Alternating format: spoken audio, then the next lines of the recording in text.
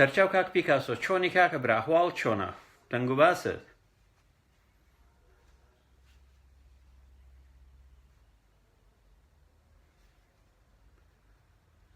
سەرچاو کاکە کینگ چۆنی دەنگ و باست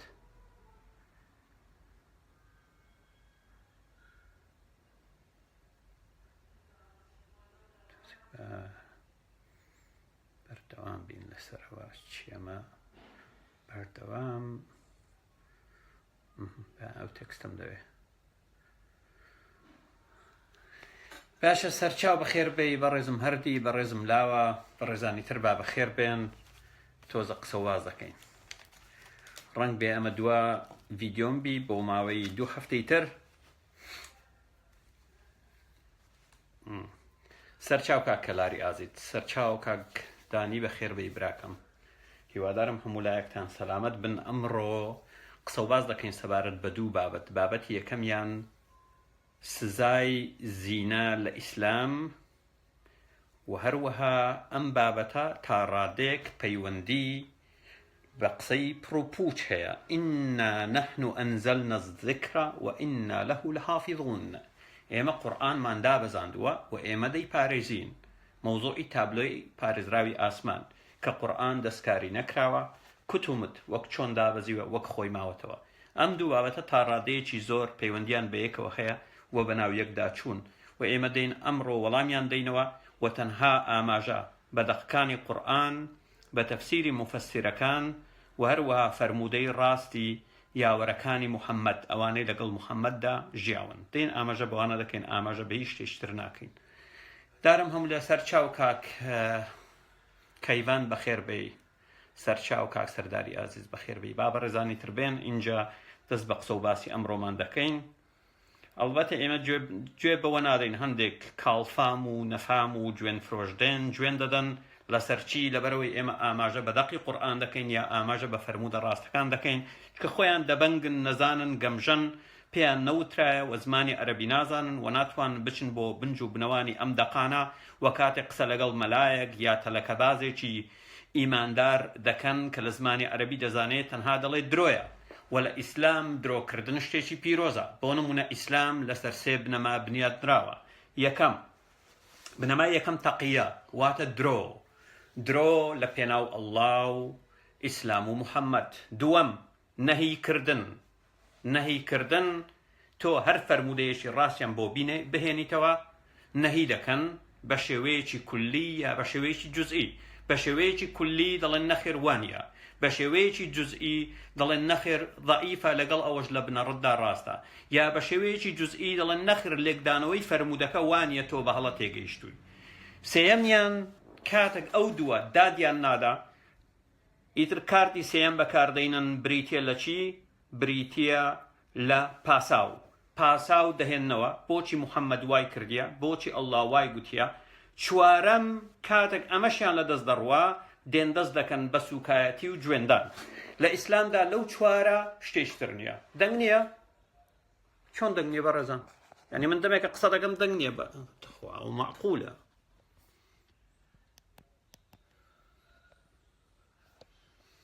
یەک دەقە بزانم ئەگەر بیخەمە سەر ئەو تەنیشتە خۆم ئێستا باشتر بوو یان نا خاجاوە مشکلەیە چۆن دەبی ناوە ناویتن یەک دەقە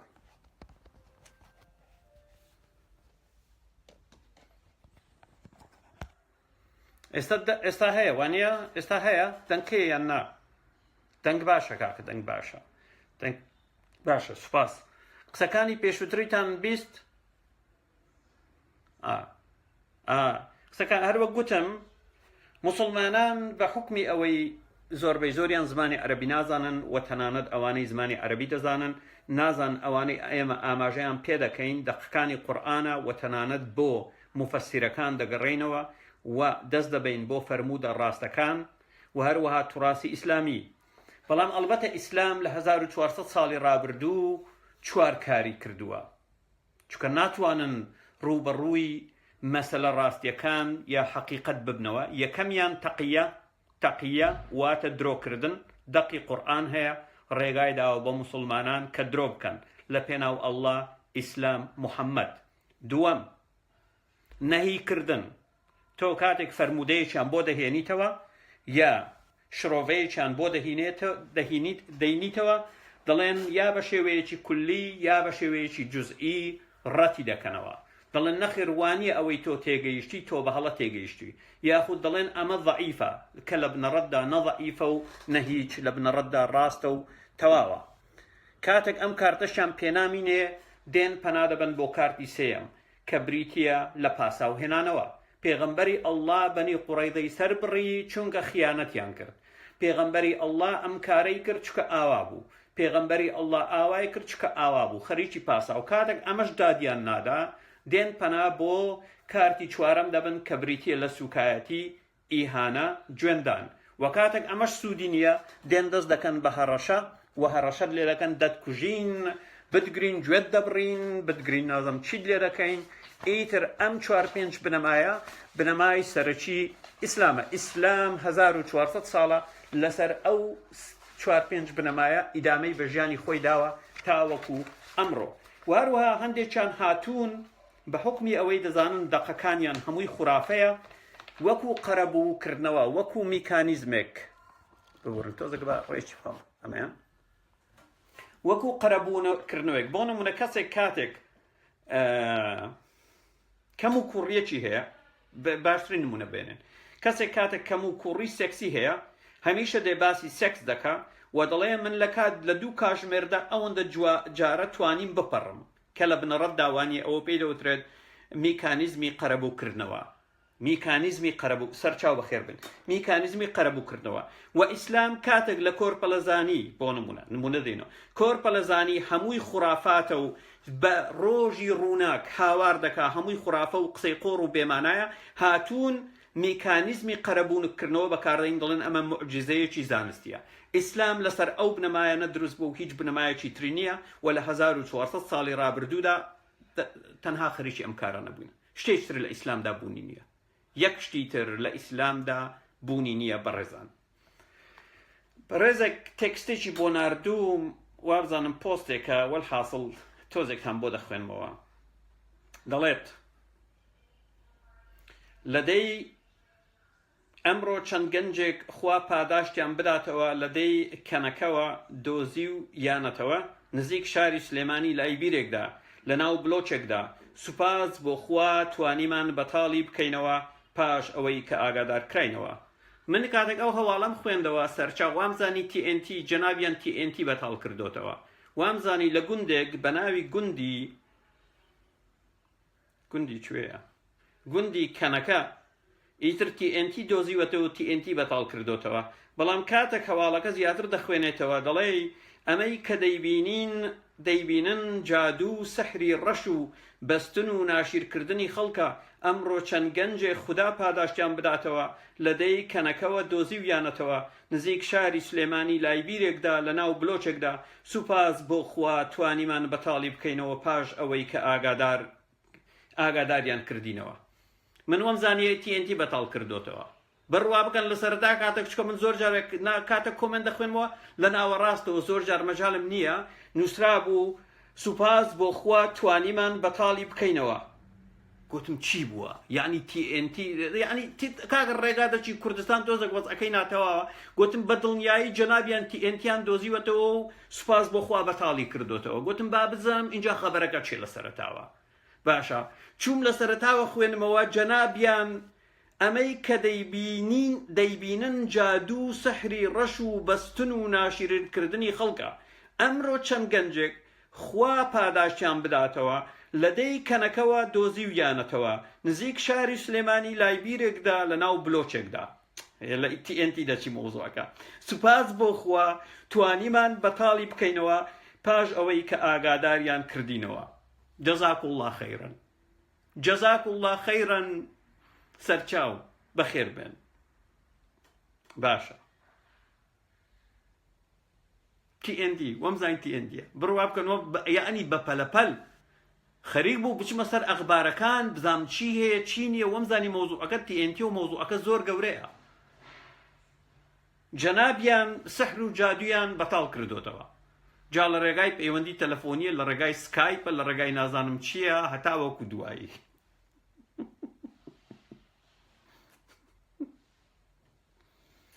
لە کۆتاییشی نووسی ئەو کەسەی ئەم کارە بکە کافرە بێدینە بە هەتایە لە جەهەنەمدا دەمینێتەوە. جەنابیان بڕیاری ئیلاهی دەدەن، بڕیاری ئیلاهی دەدەن هەتایە خالدینە فیها ئەبەدا، بڕیاری داوە خالدینە فیها ئەبەدا، یعنی لە دۆزەخدا دەمینێتەوە. زۆر سوپاس بۆ ئەو کەسە ئەوەی بۆ ناردم بەس بەڕاستی زۆر مشەوەشت کردم بەڕێزم، زۆر مشەوەشت وەمزانی یعنی مۆزوعەکە TNTە و یعنی شتێکی لەو بابەتەیە، بەڵام سوپاس وەلحاصل. سەرچاو بەخێر بێن بەڕێزان، سەرچاو بەخێر بێن بەڕێزان. محەممەد لە فەرمودەیەکدا دەڵێت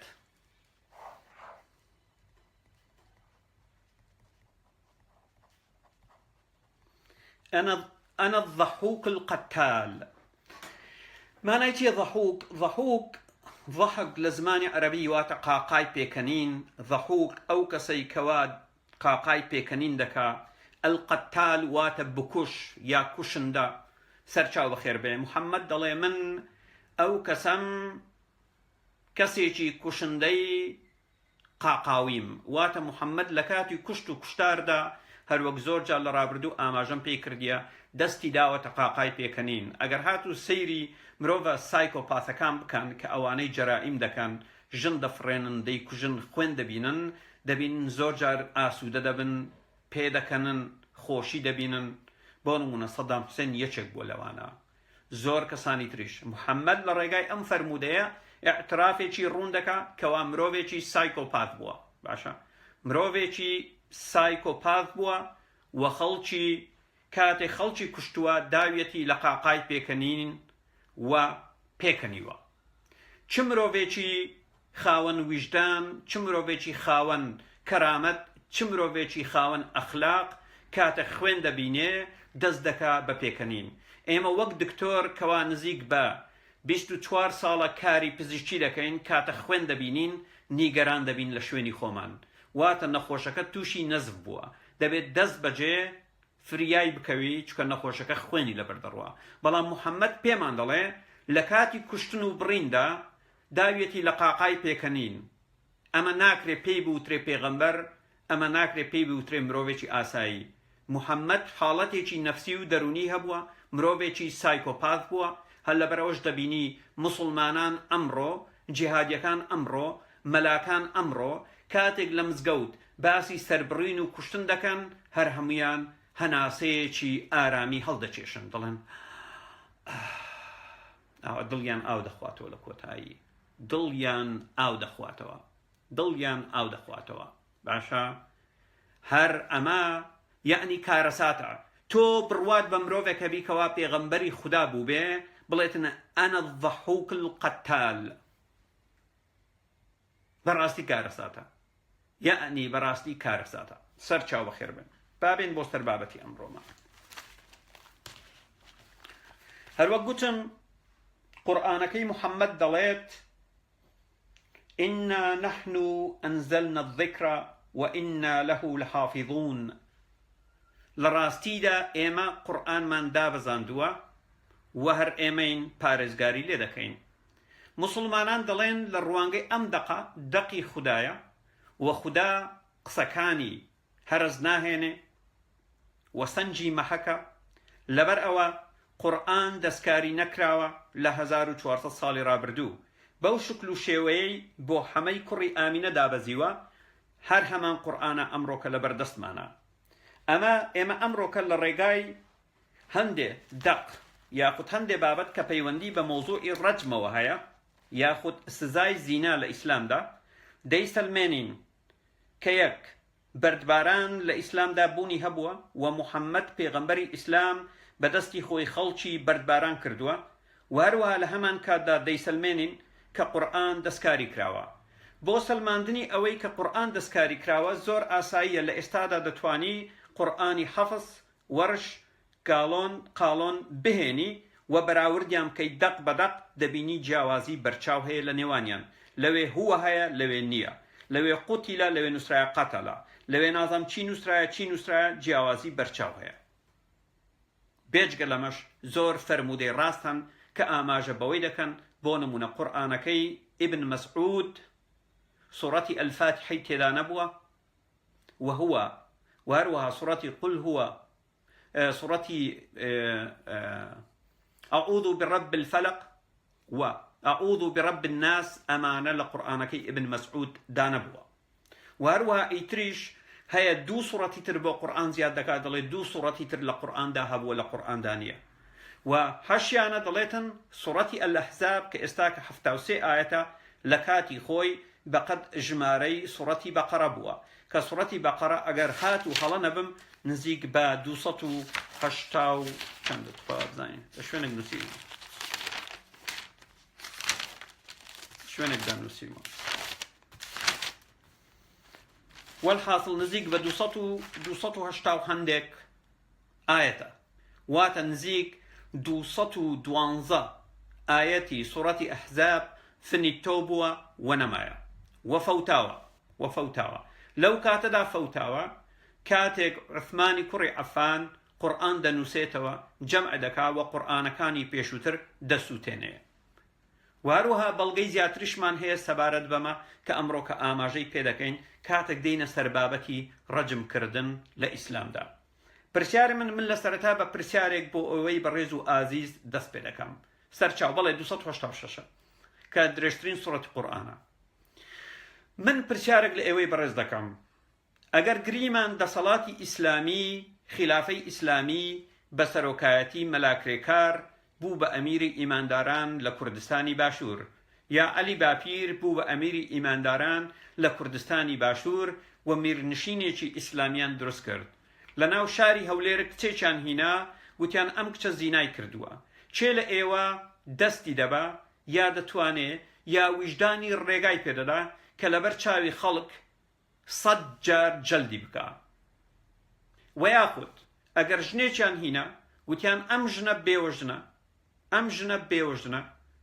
ئەمە زینای کردووە و چوار شایەدی لەسەر گیراوە و چوار شایەدەکە دڵێن بینیمان کاتە گەڵ و گونی پیاوەکە دەچوە ناوە و دەهاتە دەرەوە چێ لە ئێوە ئامادەیە بەرد لەم ژنە بگرێ لە کاتێکدا ژنە تاوەکو ناوقەدی یا تاوەکو سینجی لە ژێر زەویە چاڵیان هەڵکەنیوە بەردی تێبگرێت تاوەکو گیانی دەردەچێت من ئەو پرسیارە لە ئێوەی ئازیز دەکەم هیوادارم بەو پەڕ ویژدانەوە و لە ڕوانگەی ئەخلاقیەوە وەڵامی ئەو مەسەلە بدەنەوە کامل ئێوە دەتوانێت ئەم کارە بکە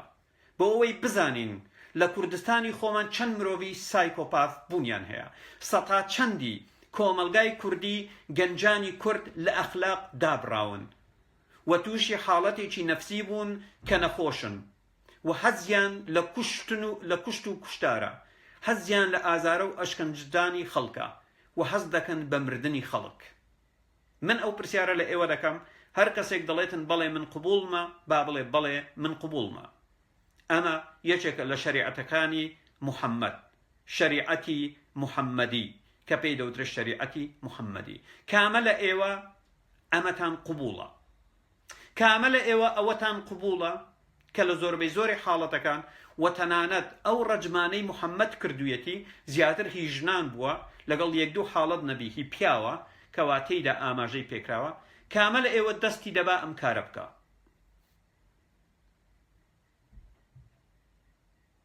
دەمێ وەڵام بدەنەوە کامە لە ئێوە کامە مەلاکانی کوردستان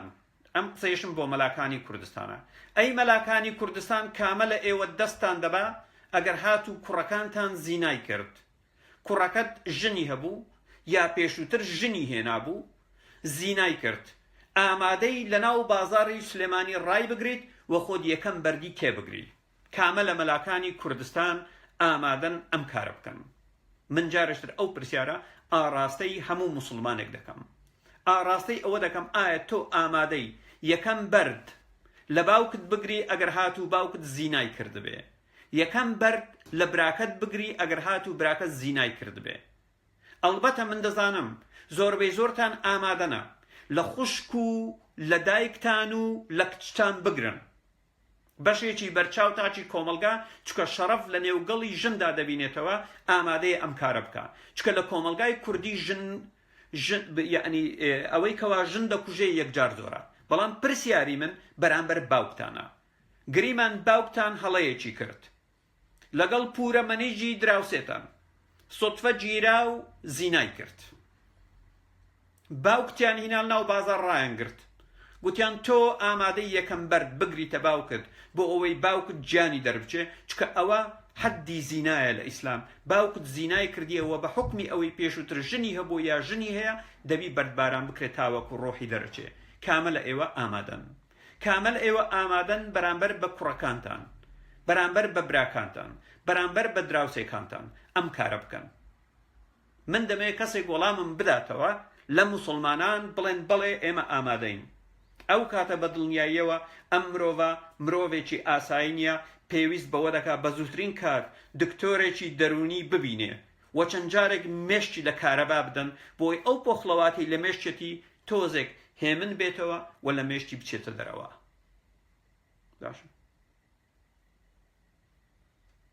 ئەمە پرسیاری منە، ئەمە پرسیاری منە. خۆتان بینە شوێن ئەو حاڵەتەی کەوا محەممەد پێغەمبەری ئیسلام کردوویەتی،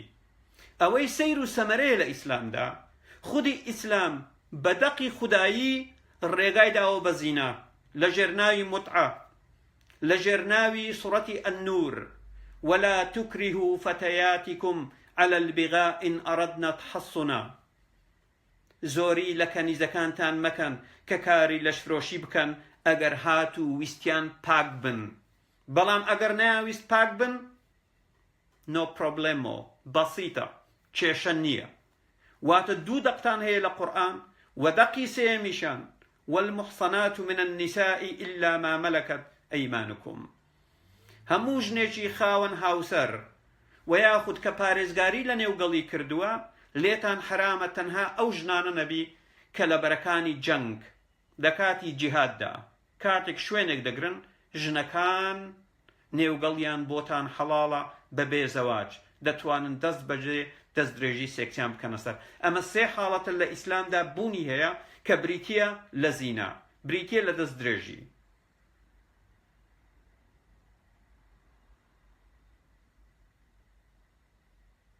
بابێنەوە بۆ سەردەخە. و دواتر بۆ نمونە دەقتان هەیە و هەموو سەرچاوە ڕاستیەکانی ئیسلام لە زمانی ئوبەی، لە زمانی عائیشە، لە زمانی عەلی بن ئەبی تاڵیب، لە زمانی عومەری کوڕی خەتاب ئاماژە دەکەن کە بەڵێ ئاەتێک هەبووە بە ناوی ئاەتی ڕەجم و ئاەتی ڕەجم لە قورئاندا نەماوە. عەلی بن ئەبی تاڵب ئامۆزای محەممەد بووە، لە مناڵی لەگەڵ محەممەد بووە و زاوای محەممەد بووە و خەلیفەی چوارەمی ڕاشیدین بووە. عومەری کوڕی خەتاب خەلیفەی دووەمی ڕاشیدین بووە، بەردەوام لەگەڵ محەممەد بووە. عائیشە دایکتانە و ژنی محەممەد بووە، ئاگداری گەورە و بچووکی محەممەد بووە. ئوبەی کەسێکی نزیکی محەممەد بووە. ئەم چوارە و زۆری تریش لە هەموو سەرچاوە ڕاستەکانی ئیسلام ئەسەحیح ئاماژە بۆی دەکەن بەڵێ ئاەتێک دابەزیوە بۆ محەممەد بە ناوی ئاەتی ڕەجم و سەرچاوەکان دەڵێن لە سوڕەتی ئەلەحزابدا بووە، ئەم ئاەتە ئێستا نەماوە. کاتێک نەماوە ئایا بە مانای ئەوەیە قورئانەکەتان لە تابلۆی پارێزراوی ئاسمان پارێزراوە؟ یا هاتوون جارێکی تر هەروەک لە سەرەتای قسە و باسەکانم ئاماژەم بە 5 خاڵ کرد، گوتم ئیسلام خەریکی 5 خاڵە بۆ ڕاکردن لە کلاواتەکانیان یا بۆ دۆزینەوەی کلاوات. چی دەڵێن؟ خۆی وابوو ئاەتێک دابەزی، بەڵام ئەڵڵا گیان دووبارە ئاەتەکەی بەرز کردەوە بۆ ئاسمانەکان، نەسخی کرد، بەڵام حکومەکەی ماوە. ئەڵڵا گیان دەقێکی دابەزان لە ئاسمانەوە بۆ محەممەد صلی الله عليه وسلم سەبارەت بە ئاەتی ڕەجم. گوتی حەمە گیان ئەم ئاەتە ئاەتی ڕەجمە، خەڵکی پێ ڕەجم بکە. گوتی ئەوەتە خوێنمانەوە و لە دڵمانە و لە عەقڵمانە. گوتی ئینجا من ئاەتەکە دەبەمەوە ئاسمانەکان، چکۆم ئاەتە زۆر قورسە لە ناو قورئاندا هەبێتن نەوەک دەستکاری بکرێ، بەڵام ئێوە حکومەکەی بهێلنەوە. ئەمە ناویان لێ ناوە چ؟ نەسخ. نەسخ عن طریق الرەفع، بە سلنگ ئەوە بەرزیان کردێتەوە بۆ ئاسمانەکان. باشە ئاەتی ئەوەی دەڵێ و ئاەتەی دەڵێتن ئوقتلوا المشرکینە، حد الحرابە زۆر قوڕز نییە بەڵام ئەو بەردبارانە زۆر قورسە ئەڵڵا جان گوتی دەیبەمەوە ئاسمانەکان یەک دەقم بۆ بینن لە فەرمودەیەکی ڕاست بڵێ ئەم ئاەتە بەرز کراوەتەوە بۆ ئاسمانەکان و دواتر قورئان خۆی تعریفی نەسخمان بۆ دەکا قورئانەکەی محەممەد لە ئاەتی 106 سوڕەتی ئەلبەقەرە و لە شوێنی تریش خۆی تعریفمان بۆ دەکا کە نەسخ مانای چییە نەسخ واتە سڕینەوە سڕینەوەی مەفعول باشە کاریگەر ئاەتی 106 سوڕەتی ئەلبەقەرە دەڵێ ما ننسخ من آية أو ننسيها نأتي بخير منها أو مثلها الله جان دليت كمحمد دلي هيج آياتك ناصرينوا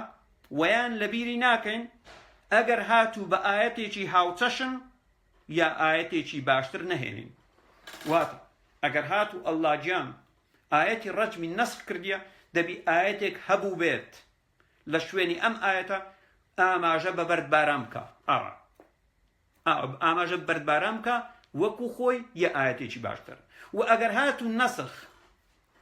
جا ئەوە کلاواتتانە هیناوەتە بۆ بەرزی کردوتەوە ئەڵڵا جان ئەی بۆچی لەکم دینکم وەلیەدینی نەبردەوە ئاسمانەکان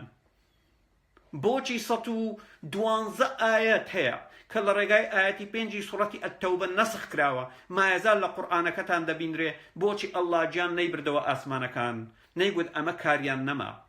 پێویست ناکە لە قورئاندا هەبێ چکە من نەسخم کردووە هاتوون کلاوات لە دوای کلاوات ڕۆژ لە دوای ڕۆژ کلاوات دەدۆزنەوە بۆ گەوجاندنی خەڵک ئیش و کارتان تەنها گەوجاندنی خەڵکە و هیچی تر نییە اینجا بابێنە سەر مەوزوعی ڕەجم بە گوێرەی قورئانەکەی محەممەد تەنها سێ دەقتان هەیە کە قسە و باز دەکا سەبارەت بە سزای زینا لە ئیسلامدا باشە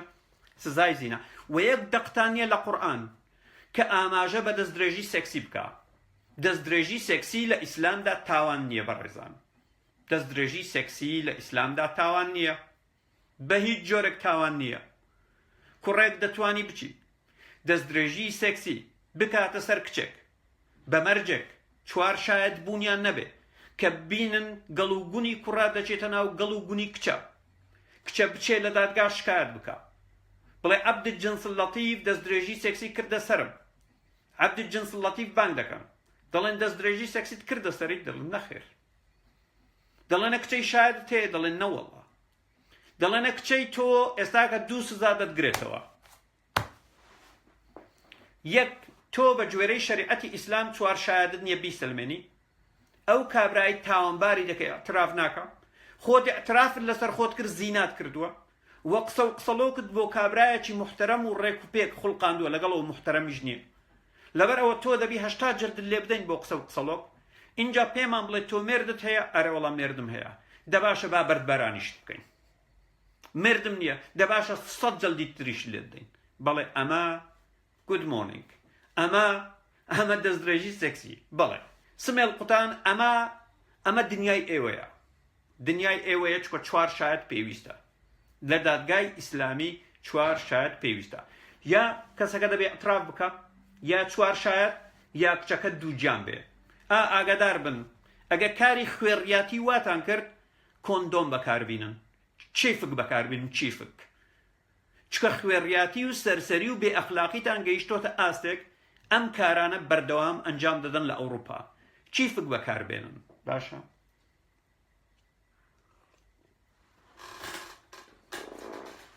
لەگەڵ ئەوەش محەممەد ئەشرەف الخەڵقە ئەشرەف الئەنبیاء من جارێ بابێن تۆزە قسە و باز بکەم سەبارەت بەو ئەشرەف و ئەشرەف کاریە جارێ ئەشرەف الئەنبیاء هەرچەندە ئەو بابەتێکی ترە ئەگەر دەرفەت بدە دوای گەڕانەوەم لە سەفەر بەیانی سەفەر دەکەم دوای گەڕانەوەم لە سەفەر جاتکایە گۆرانیشم بۆ مەڵێن ها یعنی گۆرانیشم بۆ مەڵێم سەفەر مەکە دڵم ئەڵێ نایبینمەوە تووشی گریانێکی سەخت بووم ناومەڵێن دەزانم سمێڵ قوتان زۆر غەریبیم دەکەن ئەو کات بۆ ماوەی 2 هەفتە خەمتان نەبی 2 هەفتەی ماڵی بەوکە ئەشرەف الئەنبیاء بەڕێزان لە زمانی عەرەبی ئەگەر بین ئەشرەف مقارنەیە بەراوردکاریە ئەشرەف مقارنەیە مقارنە بۆ نمونە لە زمانی کوردی دەڵێ بێشەرەف بەشەرەف بەشەرەفتر بەشەرەفترین ئەشرەف یعنی بەشەرەفترین محەممەد بەشەرەفترینی پێغەمبەرەکانە ئەشرەف الئەنبیا واتە بەشەرەفترینی پێغەمبەرەکان واتە بەراوردکاریە واتە محەممەد ئەشرەفترینە لە هەمیان بەشەرەفترە لە دوای ئەو چێدێ نازانم ڕەنگ بێ عیسا بێ تۆزێک یعنی کەمتر لە ئەو بەشەرەفترە پلەی دوو بێ بۆ نمونە دواتر موسا دێ ڕەنگبی پلەی هەشتا بەدەست بێنێ دواتر سولەیمان بێ پلەی 6 بەدەست بێنێ دواتر داود بێ پلەی 50 بەدەست بێنێ دواتر ئیتر ئەوی تریان ناویکی یوسف بێتن پلەی 40 بەدەست بێنێ تا وەکو دێتە خوارێ مەوزوعەکە بەراوردکاریە باشە مەوزوعەکە بەراوردکاریە بابین ئەلبەتە ئەوە بابەتم دەبی لە داهاتوو من قسەی لەسەر دەکەم بە دوور و درێژی ئایا محەممەد ئەشرەف الئەنبیا ئەیاننا المعاني الجامع سبارد بوشيء الشرف دڵێ شرف يعني على في ذروة الشرف دەڵێ کەسێک دەگاتە لوتکەی شرف كان ذا مكان ونصب ئەگەر کەسێک خاوەن پلە و نەسەب بێ نەسەب يعني ڕەچەلەک ئەگەر کەسێک ڕەچەڵەکی باش بێت ئەوە خاوەن شەرەفە باشە محەممەد باوکی بتپەرز بووە دایکی بتپەرز بووە عەبدولموتەڵیب بتپەرز بووە ئەبی تاڵب بتپەرز بووە خزم و کەس و کاری هەمووی بتپەرز بوون چۆن ڕێگا بە خۆتان دەدەن لەگەڵ کەسێکی وەکو موسا لەگەڵ کەسێکی وەکو یوسف لەگەڵ کەسێکی وەکو مەسیح کەوا باوک و باپیرانیان یەکتایی بوون یەکتا پەرست بوون خدا پەرست بوون بێن بڵێن محەممەد ئەشرەفترە لە موسا و لە مەسیح و لە داود و لە یعقوب و لە نازانم چی قورئانەکەتان دەڵێتن وەلەو ڕۆژانە پۆستم دانا ئینەمە المشركون نەجەس مشریکەکان کە باوک و دایک و باپیر و ئەژدادی محەممەد بووە پیسن قورئان دەڵێتن ئینەمە المشركون نەجەس لە سوڕەتی التەوبە و هەروەها سوڕەتی النیساء دەڵێت ئەڵڵا لە هەموو گوناحێک دەبورێت تەنها شرک نەبێت چکە شرک ئیثمەن عەظیمە گوناحێکی زۆر گەورەیە و ئەوانە في الجهنم خالدين فيها لا دەچنە دۆزەخ خالد باشە باوک و باپیرانی محەممەد خاوەنی گوناحی گەورە بووینە چکە شرکیان بە ئەڵڵا کردووە و هەروەها پیس و پۆخڵ بووینە ئێوە چۆن لە ڕوانگەی ئەم پێناسەیە کەوا ئەلمەعانی جامع پێمان دەدا دەڵێ کەسێک پێی دەوترێ خاوەن شەرەف کەوا باوک و باپیرانی خاوەن نەسەب بوو بن و هەروەها المعجم الوسيط دەڵێ الحەسەب بالآباء لە شەرەف دەڵێ حەسەب و نەسەب بە باوکە باوک محەممەد باوکی بتپەرز بووە دایکی بتپەرز بووە باپیرەی بتپەرز بووە چۆن ڕێگا بە خۆتان دەدەن پێی بڵێن ئەشرەف الئەنبیا چی دەڵێ بەردەوام دەبێتن ئەو مۆجەمە لە پێناسکەی والشرف والمجد لا يكونان إلا بالآباء دەڵێ شەرەف وەشکۆیی نابێت تەنها لە ڕێگای باوکان نەبێ محەممەد باوکی بتپەرز بووە باشە هەر وەک دەزانین بۆ نمونە مەسیح و یوسف و یونس و نازانم یعقوب و هەموو ئەوانە باوک و باپیرانیان یەکتا پەرز بووینە ئێوە چۆن هاتوون ڕێگا بە خۆتان دەدەن ئەم قسە قۆرانە بکەن ڕۆژانە ئەشرەف الخەلق اللغة العربية معاصر سبارد بپێناسەی شەرەف لا يكون إلا بالآباء والأجداد شەرەف نابێ تەنها لە ڕێگای باوک و باپیرانەوە نەبێ واتە ئەگەر باوک و باپیرانت کەسانی خاوەن شەرەف بوون ڕەچەڵەتیان پاک بوو و لە ڕوانگەی دەقەکانی قورئانەوە دەبینن کە باوک و باپیرانی محەممەد نەجس بوون واتە پیس بوون و هەروە خاوەن گوناحی گەورە بوون چکە مشترک بوون کەواتە ڕەچەڵەتی محەممەد پاک نییە کەواتە ناکرێت پێی بڵێن ئەشرەف الئەنبیا وهروها المعجم الغني من أهل الحسب والنسب والمجد. شرف كسيك لأهل حسب ونسب واترسلشي محترم بتوزك. مختار الصحاح همان شد. شريف كسيك شريفة من كان من سلالة النبوية. كسيك شريفة أجر هاكو تباوكو بابيراني بيغمبر بوبن، يعني اللي يقدر دوايك بيغمبر بوبن. عشان لسان العرب الشرف الحسب بالآباء. شرف حسب بو باو كان دقرته. أجر باو تخاون شرف بيتو خاون شرفي، أجر باو تخاون شرف نبيت تو خاون شرفي. تو چون رقابة خود دقي محمدك كواخوشي تاوكو 80 سالي بتپرز بوا، باوچی بتپرز بوا، دایچی بتپرز بوا، باپیرەی بتپرز بوا، کڕنۆشیان بۆ ئەلات و عوزا بردیە و دایک و باوچی لەسەر ڕێگای ئەلات مارەکراون و خۆشی ژنی لەسەر طەریقەی ئەلات هێناوە.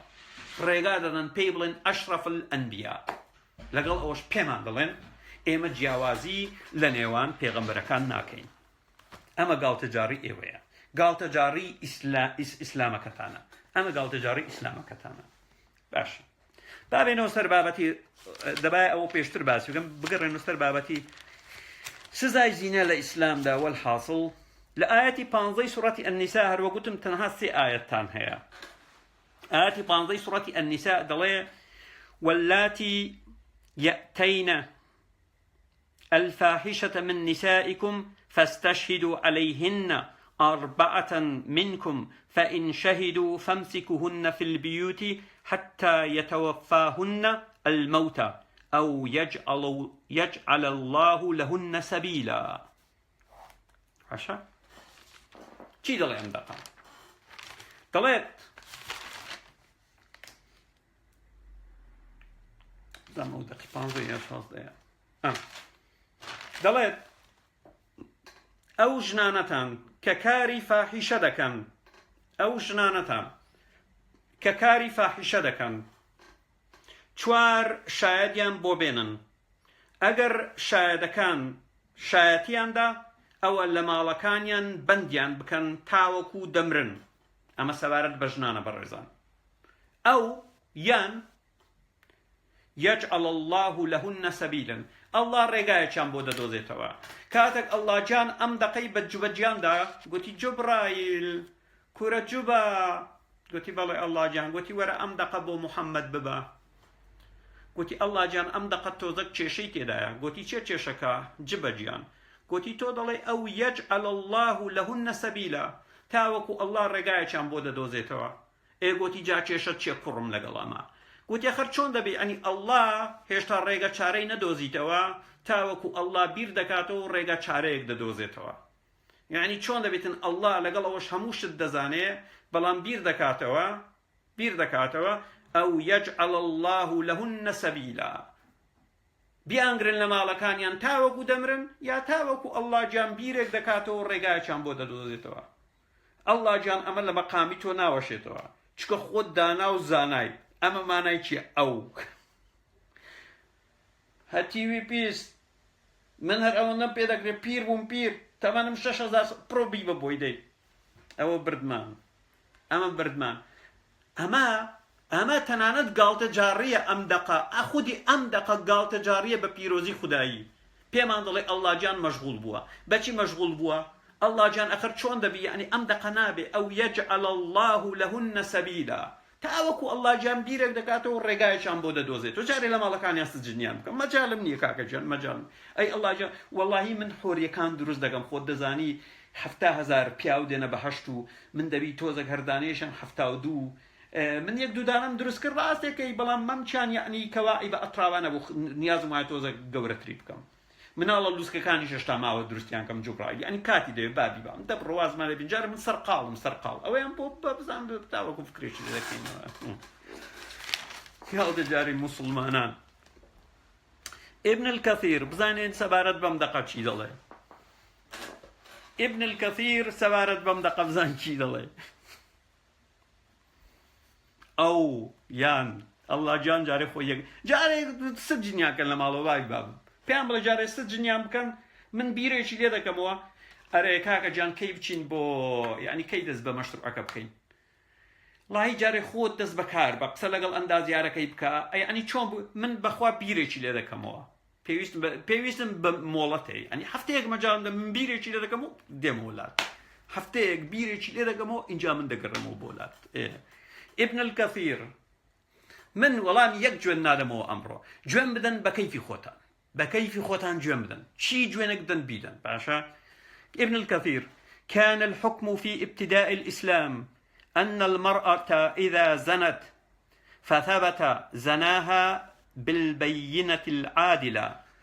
ابن كثير دليل لسرتاي إسلام هرچند ولا سرتاي إسلام نيو قصي قورا چونك أما سورة النساء أو سورة مدنية لمدينة دابزيوا واتا محمد نزيك 15 سال بو پیغمبر بو باشا هميج ابن كثير درو دكا بلا مشكلة نيا دلي او حكمة لسرتاي إسلام بو اگر جنگ لسری اثبات بوایا كزيناي كرديا ببلغي داد پرورانا حبست في بيتي في بيته لمالكي يا لمالي باوچي يا مالي مردي بزانت چ مالك بندكرا بند يعني لجوري كان دكردو درغان لسر دادخست فلا تمكن من الخروج منه ونيدي تواني لما لبيت درو بهي جوري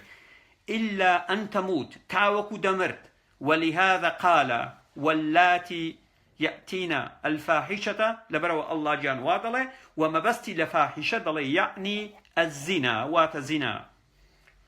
فالسبيل الذي جعله الله هو الناسخ لذلك دلي كاتك الله دليتن ويان تاوكو رقايا كان بودا دوزموا الله جان ما بستي أويا لدوات الرنگ بدقيق دابا زيني نسخي بكا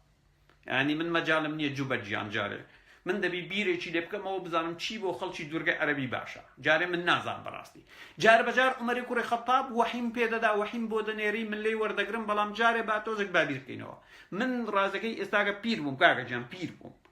يعني نابيني اوت من بير بوم توزك يعني نازان قال ابن عباس ضليت اول هرلا ابن كثير دهاتوا كان الحكم كذلك حتى أنزل الله سورة النور فنسخها بالجلد أو الرجم أما كارسات أجاري أقصي ابن عباس بو ابن عباس آموزاي محمد بو دلي حكمك بمشي وبو أجر جنك زيناي بكرد بايا فاحشي بكرد بايا شايتي لسر هبوها لمالا والسجن ياندكر تاوكو دمر تاوكو الله سورة نور دابزان وأم آيتي نسخ كرت واتم مفعولي نهشت للرقاي جلد يان رجم ابن عباس البته دزانت سورة النور تنها آماجة بجلدك جلد كردن ليدان أي ابن عباس تودلي تاوكو الله نسخي كرد للرقاي الجلد ليدان أو الرجم برد باران كوا برد بارانك لقرآن دان نية استا ليكم صورتوا بودوا صورة بخوينوا ليكم آيته بودوا آيات بخوينوا شتغني بناي رجم بلام تودلي الله جان لصورة نور نسخي كرد للرقاي جلد ويان برد باران لقرآنك الدانية قال الإمام أحمد دليت واروها همان فرمودا أبو داود آماجي بيكردوا لكتاب الحدود والألباني براستي دانا ودلي صحيح عن عبادة بنت الصامت كسيك بناوي عبادة بنت صامت قال قلتي كان رسول الله صلى الله عليه وسلم إذا نزل عليه الوحي أثر عليه وكذب لذلك وتربد وجهه كسيك بناوي عبادة بنت صامت دليكاتك بغنبري الله كالله نزاو نويجي لسر كردو وبيايدا هلي داوا كاتك وحي بودا دبزي وحيك كاريگري لسر پیغمبر دادنا و پیغمبر خوي گرمولا دكر و پیغمبر دموچاوي رشحل دقراها فانزل الله عز وجل عليه ذات يوم روجي چان الله شكو مندو مزن وحي بودا بزانت بو پیغمبر فلما سري عنه كاتك وحيك نما يعني توابو قال پیغمبر قتي خذوا عني لم ور بقرن واتا وحي كم لي ور بقرن قد جعل الله لهن سبيلا ئەڵڵا گیان لە کۆتایی ڕێگا چارەیەکی بۆیان دۆزیەوە دەقەکەی سەیرکەن ئەڵڵا گیان ڕێگا چارەی بۆیان دۆزیەوە خذوا عني قد جعل الله لهن سبيلا لێم وەربگرن یعنی وحیەکەم لێ وەربگرن ئەڵڵا گیان ڕێگا چارەی بۆیان دۆزیەوە الثەیب بالثەیب والبکر بالبکر ژنێک کە بێوەژن بێ یا خاوەن مێرد بی سزایەکی خۆی هەیە وە کچێک کەوا پەردەدار بێ سزای خۆی هەیە واتە هەرگی شووی نەکردبی الثەیب جەلد ماءة ورجم بالحجارة ئەوەی کەوا بێوەژن بێ یا هاوسەری هەبێ دەبی بچی بی سزاکەی 100 جەلدی لێ دەدرێ و ئینجا بەردبارانیش دەکرێت یعنی 2 سزا یعنی بۆ نمونە ئێستا 100 جەلدی لێ دەی اینجا هەر ئەمڕۆکە دواتر بەردبارانی دەکەی یا ڕۆژی دواتر فەرمودەیەک دەخوێنینەوە سەبارەت بەمە کە ئەم کارەشیان کردووە یعنی 2 سزایە تۆزە قالبی شل و نەرم دەکەی یعنی بەتەدریجی یعنی زۆر بە بەزەیی بووە محەممەد سەیریکەن چەند بە بەزەیی بووە تۆزەك لێت دەدەین 100 جەلد بۆی کاتێک بەرد لێت دەدا تۆزە قال بدووەکو ئەولێری گوتنی غارابی غارات پێی دەرە غارابیتن قال لێ ڕاهاتبی لە لێدان بۆی زۆر تەسیری لێ نەکا ماءة جلد ورجم بالحجارة والبكر وكشك واشوي نكرد بپرددار بي ماءة جلد ثم نفي سنة سجل دي لدي وصالك آوارو دربدري لكي وارو أو فرمودار وقتم أبو داود لكتاب الحدود أما جي بيكردي الألباني براستي داناوا وقالت الترمذي دريتن كوايتك اللي شش برتوك الراست كيف فرموده كان ضلي هذا حديث حسن صحيح أما فرموديك إمام حسن وراستيشا حسن يعني باشا صحيح يعني راستا باشا وهكذا رواه وابن الكثير ودلي وهرمان فرمودا أبو داود الطيالسي جراويتوا وهروها أبو داود أو يخوين مانوا جراويتوا وات لزور سرجاوي إسلامي آماجي بيكراوا دواتر لدواي أم آية دواي أو آية شانزة أو زاني من سبارت بجنا شرودة أما لصورة النساء شانزة يقدق دواتر أو يخبيشتر من بانضب أو يعني شانزة واللذان يأتيانها منكم فآذوهما فإن تابا واصلأ فأعرضوا عنهما إن الله كان توابا رحيما وأو بيوانتان يا أودو بيو جاء ودينا سر تفسيرك أما اختلف أهل التأويل وأو بيوانتان كوا لقليان دكن أوا سرقونيان بكن يعني بس سرقونا بو بيوان بس سرقونا هاتي ورا خويري سرسري بأخلاق جارشتر نقاي زينا بكي ها چاو باش توبه ما کرد بابا ودلتن فإن تابا اگر هاتو توبه ان کرد وصلا وخویان چاک کرد او وازیان لبینن چونك الله همیشه توبه قبول کردوا و ببزی بو پیاوان إن الله كان توابا رحيما الله همیشه بو پیاوان توبه قبول کردیا و رحیم و غفور حتی او قدوائی بوا باشا برزان بینی دم جیاوازی کتان بینی بابين بازن اللذان برزان لزماني عربي يعني دو بياو بزاين بوشي دالي دو بياو او دو بياو بمعنى او دو بياو لقال يشان كرتبي حتى خوي مفسر كان توجبوين نازن شي بلين الطبري سبارت بم آيات شي دالي اختلف أهل التأويل في المعنى بقوله واللذان يأتيانها منكم فآذوهما دليتن هميشه سبارت بهمو دقيقان القرآن لسرتا يكشد دبيني برزان بيوشت أما بكن بقاعدة اختلف أهل التأويل شرو فكراني قرآن ناكوچيان هيا سبارت بمعنى أم دقا أم دو بياوي ناوتان كأم كاردكن سرقوني أمكن دو بياو لأخيرا كاشي دنوسن الله أعلم الله خوي دزاني معنى فقال بعضهم هندق لا يا وراني سرتاي دلن هما البكران اللذان لم يحصنا ئەو دوانەی ئاماژەی پێدەکا بریتین لەو پەردەدارانەی یا لەو کوڕ و کچانەی کە هێشتاکە سێکسیان نەکردێ بۆ نمونە. هەندێکیان دەڵێن بۆ نمونە ئەگەر والحاصل وقالوا ودەڵێن الثياب المحصنات بالأزواج مەبەستی ژنانێکە کە خاوەن هاوسەرن. هەندێکیان دەڵێن نا مەبەستی کچی پەردەدارە، هەندێکیان دەڵێن نەخێر مەبەستی لەوانەیەکەوە خاوەن مێردن. السدي دەڵێ الجواري والفتيان الذين لم ينكحوا. السدي دەڵێ مەبەستی ئەو کوڕ و کچانەیە کە هێشتا هاوسەرگیریان نەکردیە. وقال آخرون وەکو مجاهد الرجلان الزانيان مەبەستی دوو پیاوە کە زینا لەگەڵ یەکدا دەکەن، یعنی کاری لەوات دەکەن. باشە. عطاء دەڵێت الرجل والمرأة ژنێک و پیاوێک کەوا ژنیان هەیە، یعنی ژن و مردیان هەیە، یعنی سیدکە سەبارەت بە ئەللەدان خۆیان سەبارەت بە یەک دەق 5 لێکدانەوەی هەیە. بەڵام زۆربەی زۆری کاتێک دەچ سەر مفەسیرەکان دڵن یا مەبەستی پیاوە بەگشتی یا مەبەستی ئەوەیە کاتێک دوو پیاو لەگەڵ یەکتردا سێکس دەکەن، یعنی مەبەستی ژن نییە. والحاصل فآذوهما دەڵێتن مانای سەبا واتە جوێنیان پێ بدەن، لێیان مەدەن جوێنیان پێ بدەن، سەرە گۆنەیان بکەن. وقال الآخرون وهندێکی تر دەڵێن باللسان وباليد بە جوێندان بە زمان و بەدەست لێیان بدە، دوو شەقی لێ بدە. جارشکردنەکەی زینا بکەیەتی و بێ ئەخلاق تڕکەن سمێڵ قوت باشە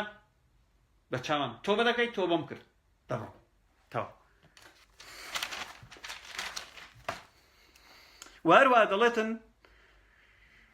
بالتعير وضرب بالنعال سرقونا كردن ولدانيان بنعل ليام دو نعليان لبدا دو نعليان تيبقرا جارش كنا كي وكاريب كباشا تا تبرو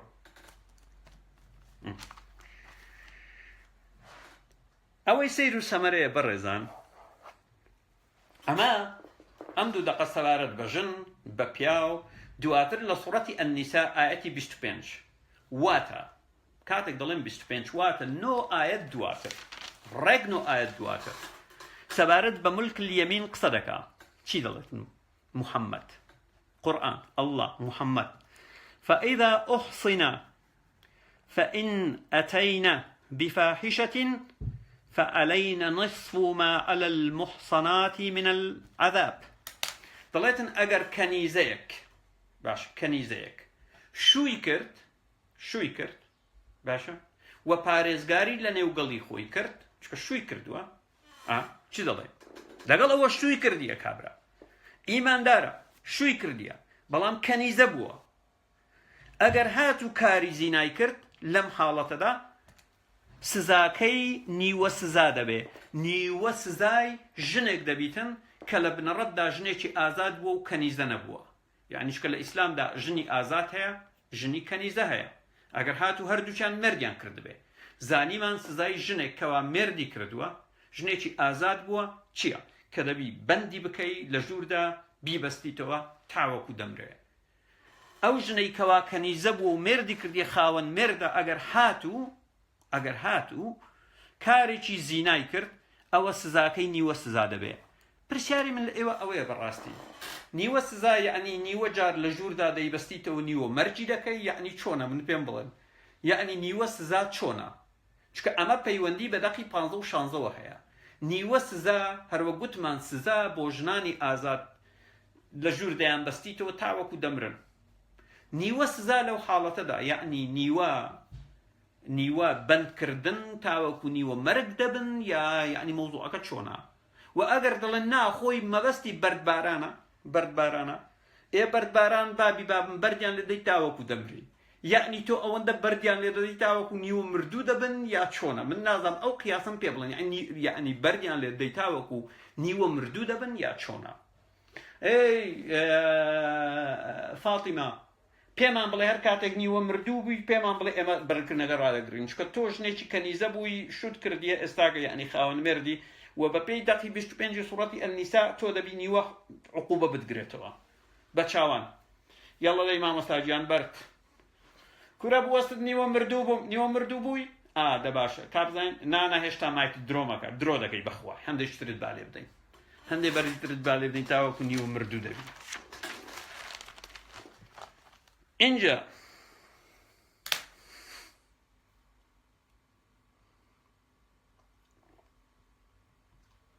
عقل زۆر مهمە بۆ بەشەر والحاصل سورة النساء سورة ژمارە 92 واتە دەتوانین بڵێن ساڵی یەکەم یا دووەم لە مەدینە دابەزیوە واتە محەممەد نزیک 15 ساڵ بوو پێغەمبەر بووە دواتر سوڕەتی ئەننور دێ سەبارەت بە عائیشە و خاڵە سەفوان کە ڕێزی هەیە حورمەتی هەیە و ڕۆژانە من ڕەحمەتی بۆ دەنێرم بۆ گۆڕەکەی بۆ خاڵە سەفوان و بەڵێنتان پێدەم ئەگەر هاتوو لە داهاتوو کوڕێکم بیناوی لێ دەنێم سەفوانم زۆر خۆش دەوێ باشە سەبارەت بە قەزیەی سەفوان و دادە عائیشە ڕەزای خوایان لەسەر بێ ئاەتی دووی سوڕەتی نور دادەبەزێ کە باز لە مەوزوعی زینا دەکا باشە ئەوە ئەسباب النزولە آياتي دو دلي الزانية والزاني فاجلدوا كل واحد منهما 100 جلدة ولا تأخذوكم بهما رأفة في دين الله إن كنتم تؤمنون بالله واليوم الآخر وليشهد عذابهما طائفة من المؤمنين واتا دليتن أما واتەوە نزیک تقریبا چەند 20 سوڕەت دواتر دابەزیوە لە نێوان ئەنیسا بۆ ئێرە هیچ ئاماژەیەک بە ڕەجم بە سزای زینا نەکراوە و ئەمە دوا دەقا بەڵام دوا دەقیژنێک کە دواتر پێتان دەڵێم بۆ دەڵێتن ژنی زیناکەر و پیاوی زیناکەر هەر یەکێکیان 100 جەلدی لێ دەدرێ و نابێت بەزەییتان پیادا بێتەوە چکە بەزەیی لە ئاینی ئەڵڵادا نییە ئەگەر ئیماندارن و بڕواتن بە ئەڵڵا و ڕۆژی ئاخیر هەیە و دەبێ کۆمەڵێک لە ئیمانداران شاید حاڵی سزاکەیان بن یعنی تۆ بۆ نمونە کچێک یا کوڕێک دەهینی لە ناو بازاڕی شاری هەولێر کۆ دەکەیتەوە ئیمانداران کۆ دەکەیتەوە دەبی شاید بن چۆن جەلدیان دەکەی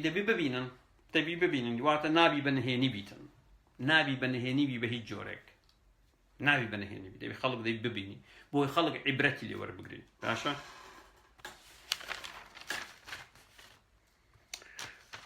دواتر بۆ نمونە دەقێکمان هەیە بۆ نمونە ئەگەر هاتو بین لێرەدا دەبینین محەممەد خەڵکی بەردباران کردووە باشە پرسیارێک دێتە ئاراوە باشە محەممەد لە سوڕەتی ئەنیسا دەڵێ لە ماڵەکانیان بەندیان بکەن سەبارەت بە ژنان سەبارەت بە پیاوان سەرگۆنەیان بکەن یەک دوو شەقیان لێ بدەن و ئەگەر تۆبەیان کردەوە سوڕەتی ئەننور دەڵێتن تەنها جەلدیان بکەن محەممەد تۆ لە ناو محرابی مزگەوت لە ناو مزگەوتی نەبەوی ژنت بەردباران کردیە محەممەد تۆ یەهودیت بەردباران کردیە مشکی لە نییە یەهودیەکان چکە پەرتوچیان تەورات ئاماژە بە بەردباران دەکا باشە محەممەد تۆ چۆن خەڵکت بەردباران کردیە ئەگەر هاتوو بەفعلی تۆ بڕوات بە وەحی ئیلاهی هەبوو بێ کە وەحی ئیلاهی بۆ نمونە ئاماژەی پێت کردیە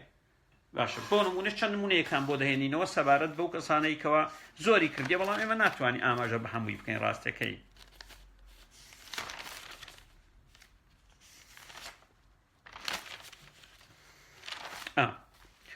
سنن ئەوەتە بوخاری پەرتوشی بوخاری پەرتوچی سنوور یا سزادان یا حدود دەرگای باب الرجمی بالمصلى ڕەجم کردن لە مزگەوت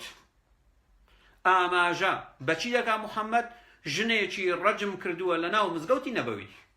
لە ناو مزگەوتەکەی خۆی ژنێکی ڕەجم کردووە ژنەکە هاتیە گوتوویەتی زینام کردووە محەممەد لێی نەپرسیوە ئەوەی زینای لەگەڵ کردیە چێە ژنەکە دوو گیان بووە بەڵگەیەکی تر بووە بۆەوەی ژنەکە زینای کردیە بۆ نمونە گوتی بڕۆ سکەکەت دابنێ چوە زکەی داناوە مناڵەکەی بووە گەڕاوەتەوە محەممەد گوتی بڕۆ شیری بدێت تاوەکو گەورە دەبێت شیری داوەتی گەورە بووە هیناوێتی لە ناو مزگەوت بەربارانی کردیە لە ناو مزگەوت بەربارانی کردیە محەممەد لە ژنەی نەپرسیوە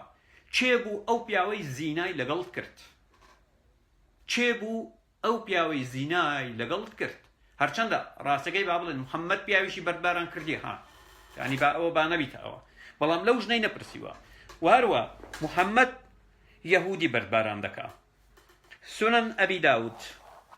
كتاب الحدود باشا ومسلمش تيدا زور فرمودكان زور ناكري هموي باز بكين باب درقاي في رجم اليهوديين رجم كردني دو يهودي محمد بشوينك دا دروا دبيني دو يهوديان هنا ودمو چاويان رش كردون سواري كريان كردون پشتاو پشت نقاوا پیشاو پیش بونن پشتاو پشت بناو خلق دادیان جێڕن محەممەد دەڵێ ئەمە چییە؟ دەڵێ ئەوانە زینایان کردیە محەممەد دەڵێ چی وای لێکردن کەوا ڕەجمیان دەکەن کەسێکیان دەڵێت بینیمان ئەشرافەکانمان زۆر زینا دەکەن لە کاتێکدا ئێمە ناتوانین سزای ئەشرافەکانمان بدەین لەبەرەوە بڕیارماندا سزای خەڵکانی هەژاریش نەدەین لەبەرەوە ئەو سزایە هیچ تر جێبەجێ ناکەین محەممەد پێیانی گوت سیرکە دەڵێ پێغەمبەر هینای شایەدەکانی هینا چوار شایەدیان هینا فدعا رسول الله بالشهود فجاءوا بأربعة فشهدوا چوار شایەدی هینا شایەدەکان شایەدیاندا أنهم رأوا ذكره في فرجها شایەدەکان گوتیان بینیمان گەڵ و گونی پیاوەکە دەچۆ ژوورەوە لە نێو گەڵ و گونی ژنەکە يعني ژنە و پیاوە بووینە بەڕێزان أنهم رأوا ذكره واتا ذكري پیاوەکە في فرجها لناو لزي ژنەکە دەچۆ ژوورەوە مثل الميل في المكحلة وەکو چی کل ئەوەی کلدانتان بینی و بەڕێزان کلدان کەوا شتێکی ئاوای تێدایە لە ناوی دەنەی بۆی چاڵێک دەڵێ وەکو ئەو شتەی کلدان کەوا چۆن دەچیتە ژوورەوە ئاوا يعني وصفة دقيقة وصفة زور شاعرانية فأمر رسول الله برجمهما پیغمبر فرماني كر برجم كردنيا واتجو يهودي دزبرداري أمس زاي ببون محمد جاري جتر لبرأوي بالا دزبو لمدينة تبي رجم يمكن يلا دي رجم يمكن باشا ئەو ژنەی کەوا محەممەد ڕەجمی دەکات بۆ نمونە لە ئەوەش ئاماژەی پێکرا ئەبی داود کتاب الحدود ژنێک لە جوهەینە بەنی جوهەینە والحاصل ئەو با ئاماژەی با پێ نەکەین گوێم بدەنە من ئاماژە بەسەر چاوە ڕاستەکانتان بەکەی بۆتان گوێم بدەم هەبێن تاوەکو ئێوارە واروها سنن ئەبوو داود کتاب الحدود الألباني دەرێ ئەو فەرموودەیە ڕاستە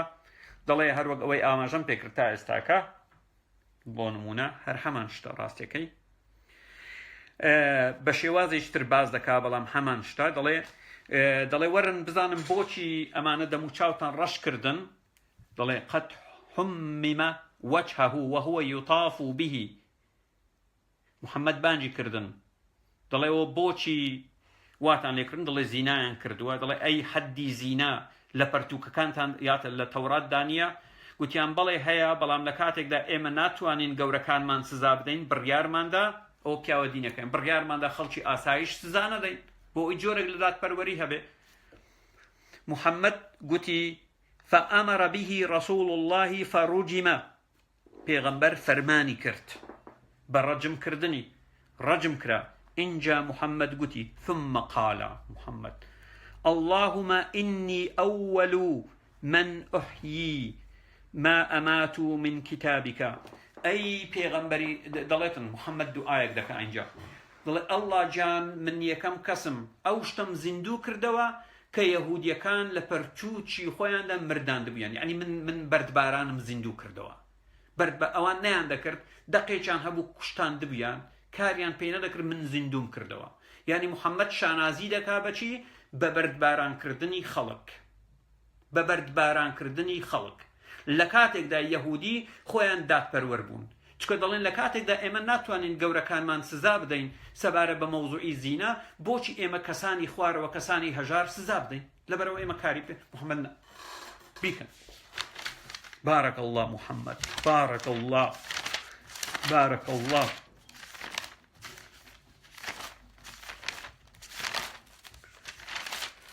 بابين سر أو دقي سورة الأحزاب.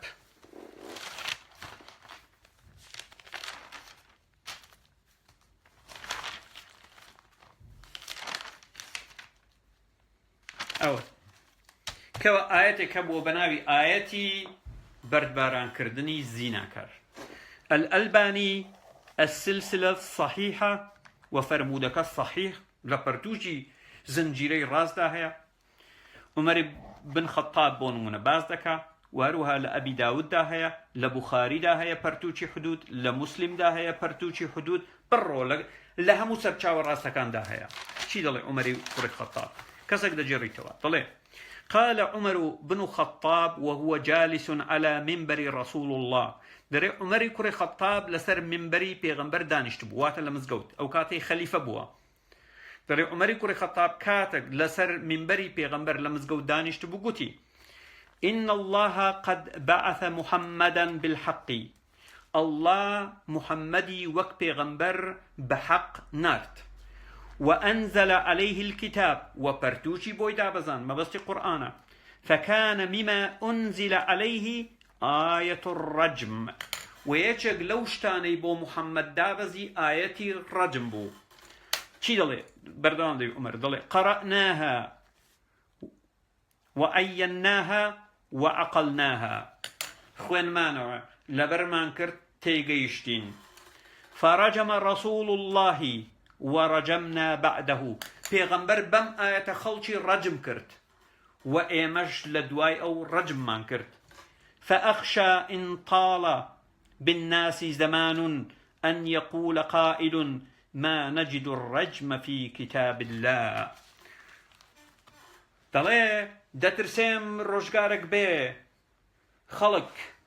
يا كسك روشگارك بسر خلق دابي كسك بلت آيتي رجم لبرتوشي الله نادو زينوا. فيظل بترك فريضة أنزلها الله. بهوي أما وبلا ريدا دتشن بحكم دزبردار بونيان بفريزيجي خداي. وإن الرجم في كتاب الله حق على من زنى. ورجم كردن لبرتوشي خواوات قرآن حق سبارد بكسك كزينادك إذا أحصن من الرجال. أجر هاتو كسك بيشوتر مردي كردبو يا خاون مردبو. والنساء وجنك وبيابك. إذا قامت البينة أجر هاتو بلغان لسرحبو، أو كان الحبل ويانجنك دو جانبو، أو الاعتراف ويان اعترافي كرت. عمر كري خطاب الفاروق وهذا وآماج لبخاري مسلم أبو داود الباني بريدي سرشاوكا آياتك أبو بناوي آيات الرجم باش قرآن قد أوسر بأوسر يبقى آيات الرجم كذانيا.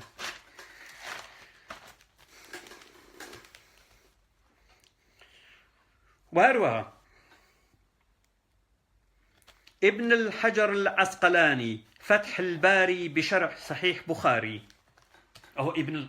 ابن حجر قالتي لقل ناقري بابي بام قالتي لقل ناقري منالوغاني أو الزاناية بليمتو ناوداري إسلاما. فرمولي شتر عن يزيد بن أسلم ضلي أن عمر خطب الناس فقال لا تشكوا في الرجم فإنه حق.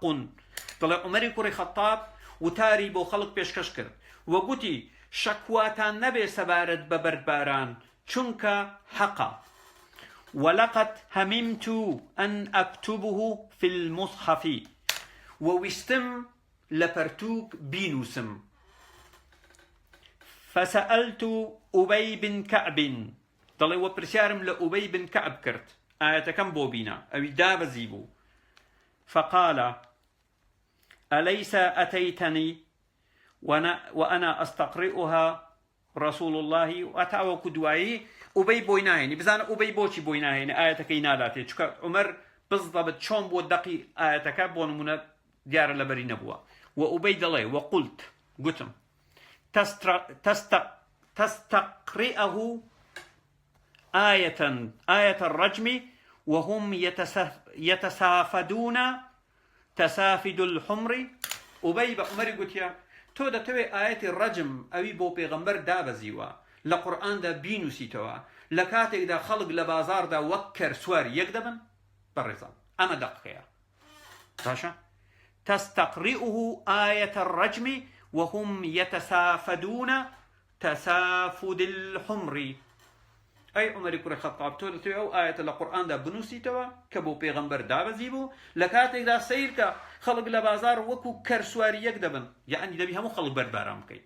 دبي همو خلق برد بارام كي بريتان أما لمدينة خلق أو بأشكرا بوشي أو أبو چونك جني كنيزة دبوا سنجي رودبي كاكا سنجي رودبي أما بون من دقيقتي دەتوانن بۆ خۆتان بچن بزان مانای چییە باشە وهروها مسند أحمد سبارت بە فەرمودەیەکەوە الشعبي بن شراحيل دەیجێڕێتەوە سەبارەت بە عەلی بن ئەبی تاڵب باشە دەڵێت و ئیسنادەکەی حەسەنە دەڵێ عن عامر دەڵێت حملت شراحة ژنك دوو گیان بوو وكان زوجها غائبا ومردكي غائب وبزانا مردكي بو چو رويشت بو جهاد وبو غزو بو قرتني كچاني روم وكچاني قجدر دوشتوا رويشت والحاصل بس اوجنا ديارة چبوا لهمان كادا كويلة بوا فانطلق بها مولاها خاونكي چكا جن هبو مردي هبو كويلة بوا خاونكي فانطلق بها مولاها إلى علي بن أبي طالب خاونكي ئەو ژنە دوو گیانەی برد بۆ لای عەلی بن ئەبی تاڵب گوتی ئەمە مێردی لێرە نییە و کەچی دوو گیانە فقال لها عەلی لە ژنەکەی پرسی لعل زوجك جاءك ڕەنگ بێ مێردەکەت هاتبیت بۆ لات ئەو لعل ئەحەدەن ویان کەسێک زۆری لێت کردبی سێکس لەگەڵ بکە ژنەکە گوتی نەخێر نەمێردم هاتۆتە لام نەکەس زۆری لێ کردیمە سێکسم لەگەڵ بکە فەقیری بزانە سیرکە کارەساتەکە ئەوەیە ژنەکە ڕەنگ بێ گرەیەکی لە ناوزجی هەبێ زجی ئاوسابی ویان زانیوە دوو گیانە چکە ئەو حاڵەتانە زۆر ڕوودا وأقرت بالزنا تەواو عەلی کوڕی ئەبی تاڵب لە سەردەمی خلافەتی خۆی گوتی کەواتە زینای کردیە فجلدها عەلی يوم الخميس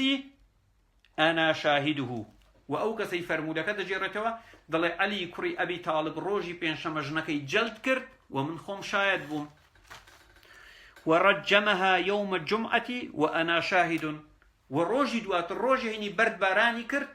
ومن خۆم شاید بووم چکە بە گوێرەی فرمودەکەی محەممەد کاتێک گوتی وەری بگرن ئەگەر هاتوو کچێکی پەردەدار ئەوە سەد بەڵام ئەگەر هاتوو کەسێک مێردی هەبێ ئەوە دەبی سەد جەلدی لێ بدەیت اینجا ڕەمی بکەی ڕێک عەلی کوڕی ئەبی تاڵب ئەمەی جێبەجێ کردیە ڕۆژێک پێشووتر قالبی نەرم کردیە بەلێدان لەشی نەرم کردیە بەلێدان بە جەلدکردن ڕۆژی دواتر بەربارانی کردیە فأمر بها فرماني كر عەلی کوڕی ئەبی تاڵب فحفر لها إلى السرة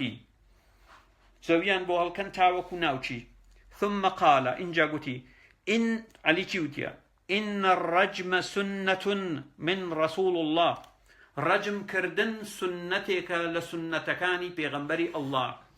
چي الله دواتر وقد كانت نزلت آية الرجم وهروها آية الرجم بو بيغمبر دارزي چي الله دواتر فهلك من كان يقرأها وآية من القرآن وكو آية القرآن باليمامة طلب بلام أو كساني كوا لبريان بو أم آية هميان لشر يمامة دجب مسيلمة كجران لبرو آيتك لناوچو لبرو عثمان لا قرآنك نينو سيوتوا أو علي كوري أبي طالب باشا أو علي خليفيك أو عمر أو أبي استدين بوزيات رشتان آماجة بيدكن إنجا بلان لوح المحفوظ قرآن لا يعني خوي دزاني موضوعك خوي يعني توراة تحريف كراوة وإنجيل توراة بلام قرآني إيما يعني وكو خوي ماوتا ودس بياهم دوي دسكاري ناقري بابا يعني الله جان خوي لأسمانا كان بردوهم دانيش لسر عرش تمشاركا كزنتواني دسكاري بكا تو يعني إيما فشينا إيما بخو فشنينا بابا فشنينا قابل فشينا عائشة لابن ماجه فتح الباري شرح النووي بو مسلم موطأ مالك همو أو سرچاوانە و سەرچاوەی زیاتر. عائشة دەڵێت ئەو عائشة ژنی محەممەدا، يعني عمر و علي و أبي و أو عائشة و سيدك. عائشة دەڵێ لقد نزلت آية الرجم ورضاعة الكبير 10. عائشة دەڵێت آيتي رجم كردن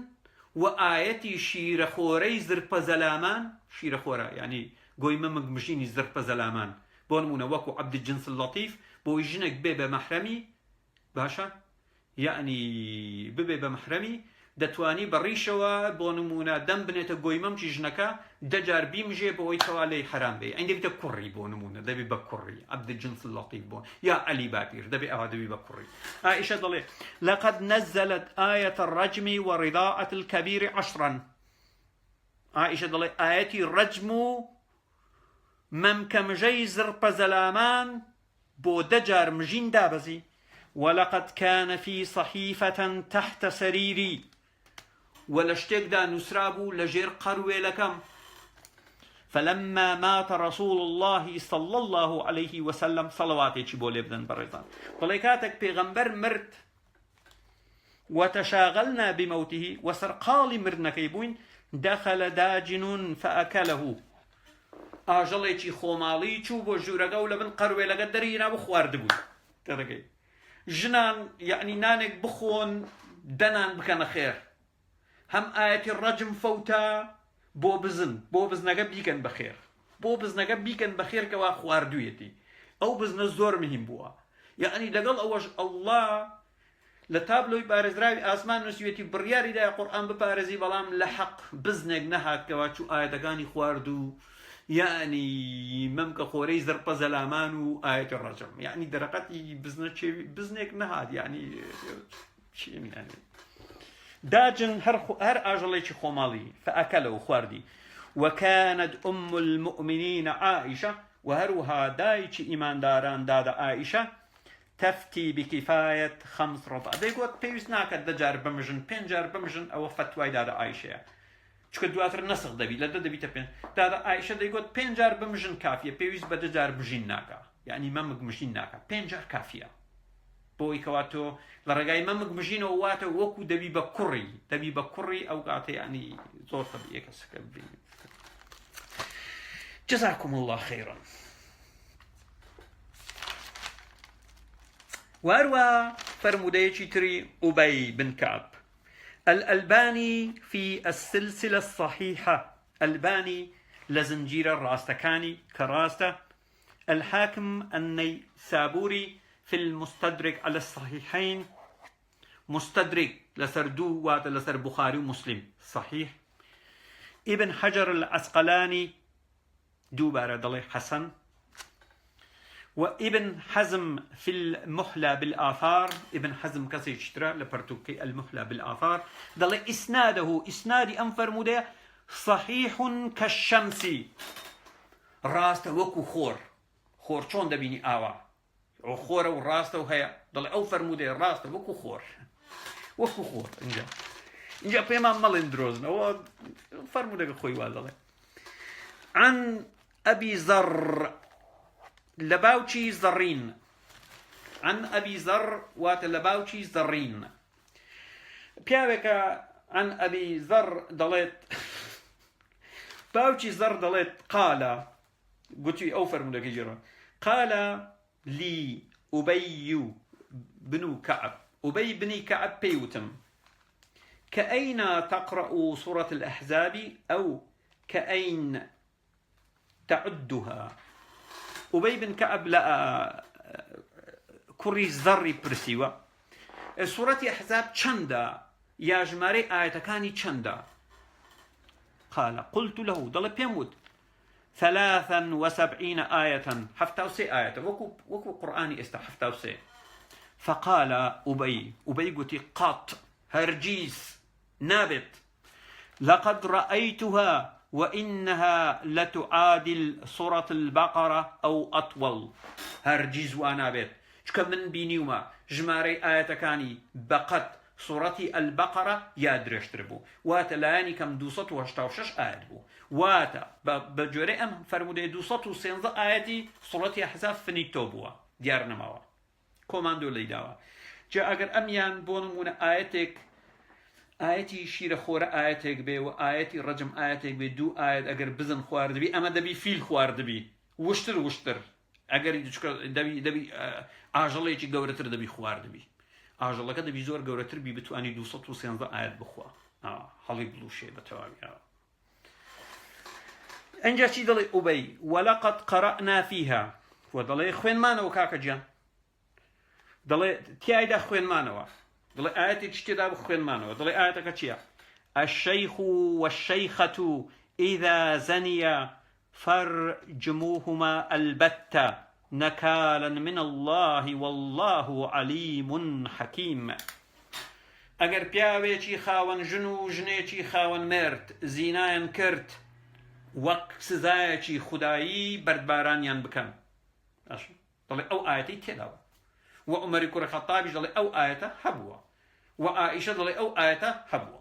عەلی کوڕی ئەبی تاڵب دەڵێ ئەو ئاەتە هەبووە. ئێستا کە لە قورئانەکەتاندا نییە، باشە، ئێستا لە قورئانەکەتاندا نییە، باشە. و هەروە ئائیشە دووبارە دەڵێن سوورەتی ئەحزاب دەڵێ درێژتر بووە. بابێن ئەوەش با بخوێنەوە بۆ نمونە ئەترمذی فەرمودەیەک ئاماژە پێ دەکات دەڵێ حەسەن صەحیح، باش و ڕاستە. ئیبن حەجەر ئاماژەی پێ دەکات دەڵێ صەحیح، ئەلبانی دەڵێ حەسەن صەحیح، عومەری کوڕی خەتاب دەڵێ سوورەتی ڕەجم، ئاەتی ڕەجم دەڵێ هەبوو لە قورئاندا،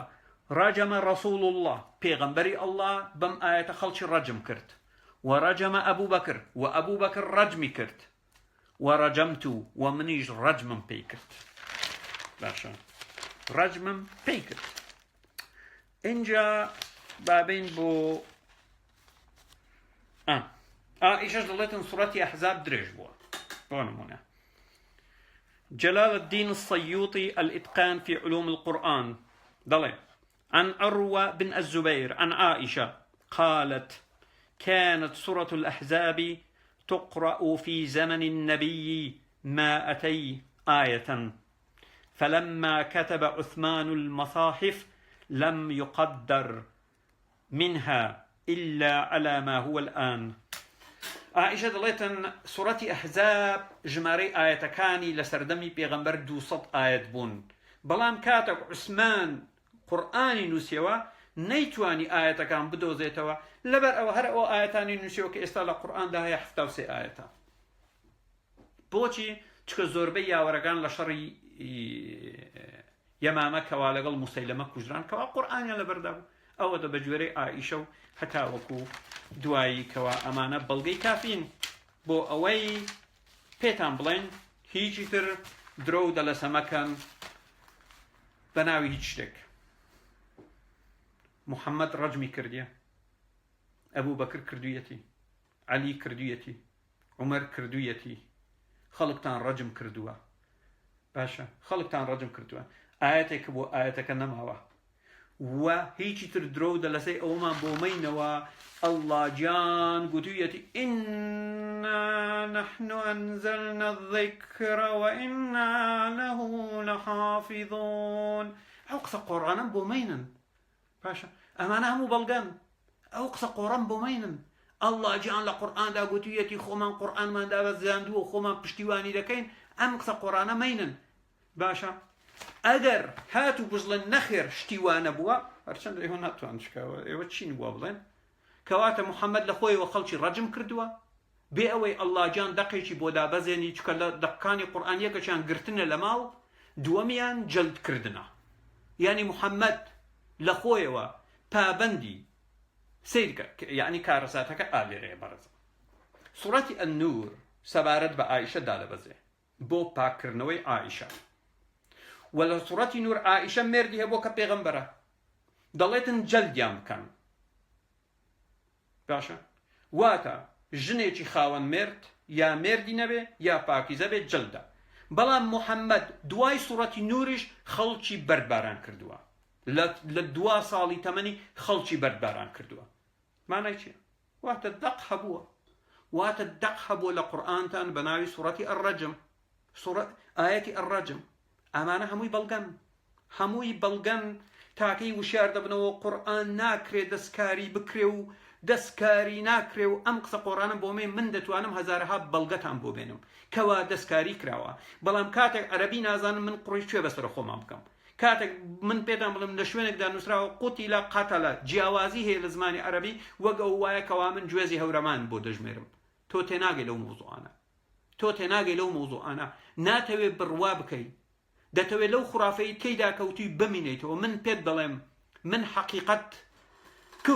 دەزانی چۆن جەریمەیە مرۆڤێک حەقیقەت بزانێکەوە دەوروبەر سەبارەت بەو حەقیقەتە ئاگادار نەکاتەوە تۆ پێم دەڵێ خوشکت ئاوا و دایکت ئاوا حەقیقەتم پێمەڵێ لەکوێ ئەم دنیادا بووە کاتێک مرۆڤێک ئاماژە بە حەقیقەت دەکا گوێنی پێ بدرێ من هاتووم تۆ وشیار دەکەمەوە دەڵێم موحەممەد پێغەمبەر نەبووە کەسێکی کلااوچی و درۆزن بووە ئەڵڵا خودا نییە پێت دەڵێم جارێکتر ئەڵڵا خودا نییە بڕۆ بە دوای خدای ڕاستەقینەدا بگەڕێ و دەیدۆزیتەوە باشە بە دوای خدای ڕاستەقینەدا بگەڕێ و دەیدۆزیتەوە بەڵام تۆ ناتەوێت چکە لە بازنەیەکی داخراودا دەژی ئەو گەوجێتی کەوا تووشی بووی پێت خۆشە و مەلاکانیش نایانەوێ ئاماژەی پێ بکەن چکە ژیانی مەلا خۆشە بۆچی خۆش نییە مزگەوتێکیان داوەتێ احترام لە ئاستی گەڕەک خانوویەکێک تەنیش مزگەوتیان دایەتێ خەمی کرێ نییە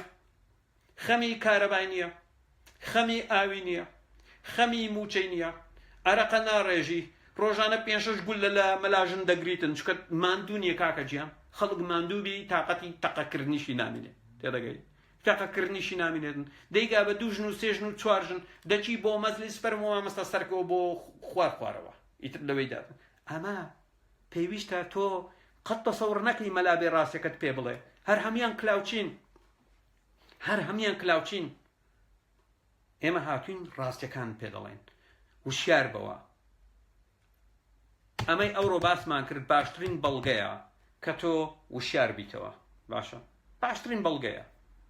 باشترین جارێکتر جورئەت نەکەی ڕێگا بە خۆت نەدەی بڵێ تەورات تەحریف کراوە ئنجیل تەحریف کراوە پشتیوان نەکەی باشە ئەگەر هاتوو تەحریف کرابوو چۆن محەممەد لە فەرمودەیەکدا هەیە ئیبن ماجە دڵێ بڕۆن تەوراتەکەتان بێنن هەر زۆر جووی بەردباران کردووە محەممەد بینن ئەوم بۆ بکەوە ئەوەتەیە ئەوەتە ئالێرە نووسراوەدەی بەردباران بکرێن ئەگەر تەحریفیان بکرد بایە بە حکمی ئەوەی کاریان نەدەکرد بە ڕەجمکردنیان لە پەرتوکەکانیان دەسڕیەوە دەیان سڕیەوە بە تەواوی بەڵام ئەمە پێمان دەڵێن نەخێر تحریف نەکراوە باشە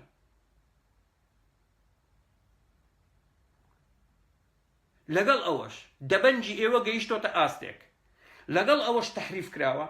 بەڵام بۆ ئەوەی بڵێن محەممەد پێغەمبەرە دەگەڕێنەوە بۆ دەقەکانیان بابەتە ئەوی دەزانی چۆنە یعنی نەشید ئەناشید ئاماژەی پێ کردیە پێغەمبەر یعنی ئاماژەی بە پێغەمبەر کردیە یا سەفری نازانم چی ئاماژەی پێ کردیە یعنی هەمویان تەحریف کرد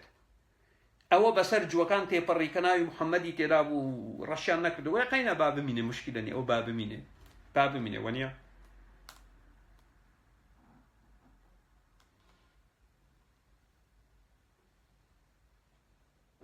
بڕۆ من بە بەڵگا قسەکانی خۆم باس کرد